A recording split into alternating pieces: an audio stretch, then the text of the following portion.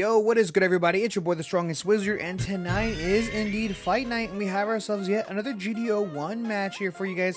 We have Inferno on the left-hand side, rocking out that red and blue ping, as well as Pika on the right with that blue and white blockers. Now, huge local that we are playing at right now. This is at DXM Provisions in Arcadia, California, with the player count of 48 players for a local. Pretty insane stuff. Gundam has been on such a huge tear out here in LA, so really happy to see that. And it looks like Pika is going to go ahead and go first, Inferno going second. Not sure who won the die roll on that, but we see the gem hitting the board turn 1 from Inferno. We see a pass on Pika side, and for turn 2 for Inferno, it looks like we have a couple different options. You know what? I'm actually such a big fan of this this red and blue ping deck. It's kind of like a Xeon deck, just a bit taller. But we do have the base hitting the board here, and we're gonna be able to actually rest the base in order to give +1 AP to the gem, so clearing the EX space, and then passing the turn. We see the Lifrith hitting the board, the 2/4 blocker, a fantastic card against the anti-aggression, which is literally everywhere. Everyone wants to be very aggressive right now, so. That's a very good card right now. But we see this 3-2 swing here from Jim. We're going to block, take 3 damage, and unfortunately we're facing ping. So we're going to go ahead and take 1 damage off of that gun tank. And now we're going to go ahead and tap 2 for a Rizal. Really great stuff. Having that EX resource is quite nice, but we have the double blocker hitting the board. One of them is actually a command known as the starter pack, the striker pack, starter pack. I always forget what it's called, but it's gonna allow us to bring out a 4-2 blocker or a 2-4 blocker, and choosing the 4-2 is a choice. Really surprised there. Just because of all this ping damage that we're able to do. I'd imagine I want like a very defensive unit, but nonetheless, Pika's is trying to decide here if he wants to block this 1-2 swing coming from gun tank, and I feel like we should block it with the Lifrith, because I guess kind of why not. Worst case scenario, we can trade with the Rizal, but we're gonna go ahead and let it go. We're gonna go ahead and see no burst option from our top of our shields there, and we're gonna go ahead and tap 3 resources to draw 2 with that show resolve, tapping an additional 1 for yet another gem. A lot of cards that we've seen just kind of cycling. Of course, it's still early on in the levels here, so it's only so many cards you can play. So we're gonna go ahead and swing over this gun tank. We're gonna take 1 damage. And then with, I believe, 5 resources, we're going to tap 4 for that Ale Strike. We're going to pair it with the Monitor Links to bounce back the result and then just pass the turn.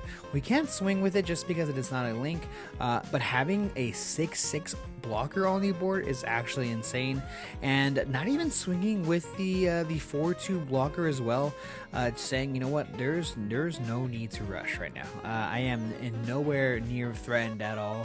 And so yeah, we're gonna see exactly what Inferno can do. It's not like Pika's really starving Inferno of resources. We're currently sitting at about 8 cards in hand, a really sizable hand. I think it's like 7 or 8 cards in hand. That's a lot of cards. But we're gonna get some more value off of that base, swinging 3 into this blocker, which we do trade with, since I did have damage on it already. And with our full 6 resources, we're gonna go ahead and tap 4 for the Kshatriya, and then we're gonna go ahead and link it with the Merida to deal 1 damage to each unit on the board. We're gonna swing into shields. We're gonna go ahead and pop this blocker there, and we're gonna block with the Ale Strike. That is a 2-for-1 trade. Absolutely insane. Really great stuff here coming from Inferno. I love to see it. We see the show of resolve hitting the board. We're going to draw ourselves 2 cards. We love a good pot of greed. And with 3 resources up, we're going to go ahead and just drop the Perfect Strike, a card that's kind of seeing not the most amount of play. I feel like it's kind of fallen a little off the meta just a little bit. Just because, I mean, the effect is okay. We're really there for a 4/4 blocker with Earth Alliance link effect. So just the fact that it can link with Earth Alliance is just good enough, plus a 4/4, and it's relatively cheap. It's level 5, but 3 cost.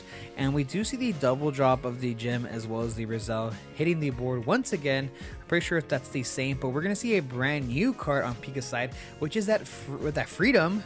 that freedom is a menace, and we're not attacking. We are still not attacking. My man Pika slow rolling this game, saying, I'm going to control you out of oblivion here. We see resting the base to give +1 AP to that gem. This is a 3-2 going into shields, and we have a multitude of blockers that can actually get rid of this unit here. We could block with the perfect strike we want to, we can block with the lift wrist, but we're going to let it go. Seeing another show of resolve, hitting the trash with no, of course, no burst option. And with all of these resources up, really curious to see exactly what Inferno's going to do. We're going to see the 3-4 vanilla hitting the board. A lot of really great vanillas in this deck. Obviously, Rizal being one of them, and debating whether we want to put another one down, but I guess we're going to swing into shields first. Now, this is an easy trade, which we do end up doing with the perfect strike. Pika more than happy to do so.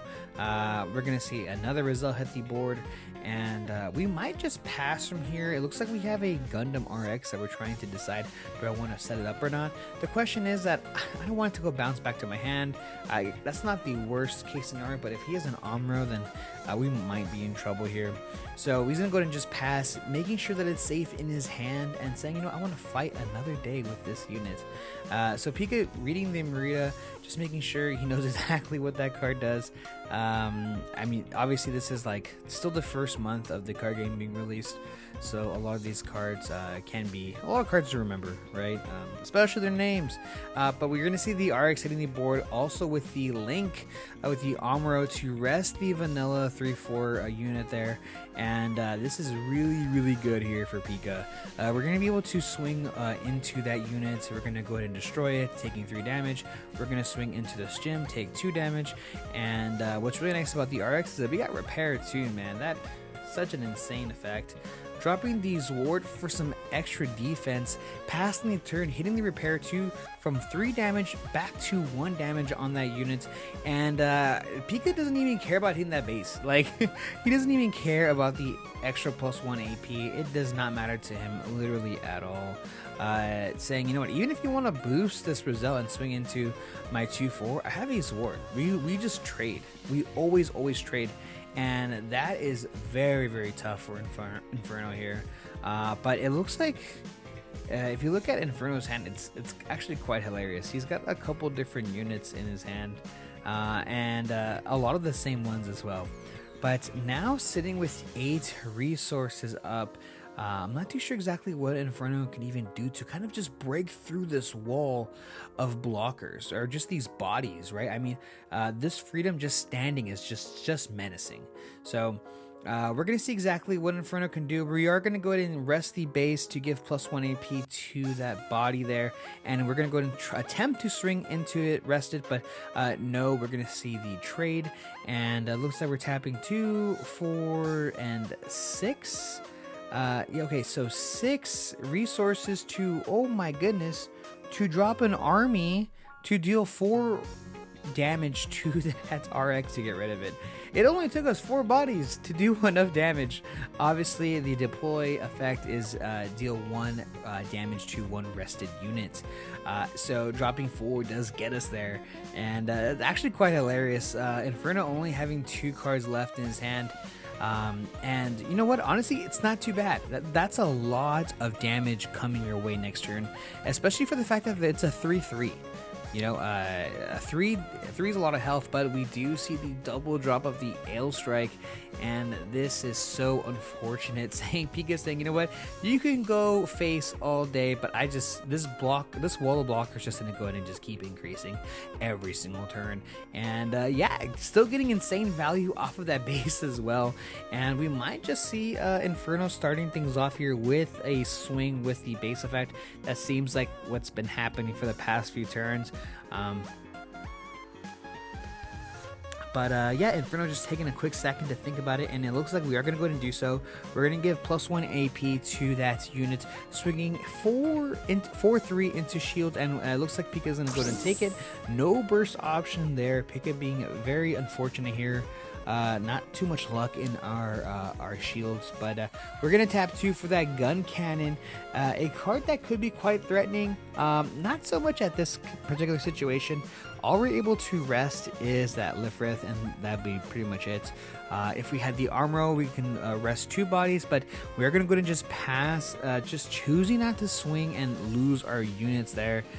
We would lose all our units if we did so, but we have the destroy mode hitting the board, and this is really, really good stuff. We have the link with the Bondager links, which is able to draw ourselves a card, which ends up replacing the pilot that we had in our hand. Guys, can we talk about it?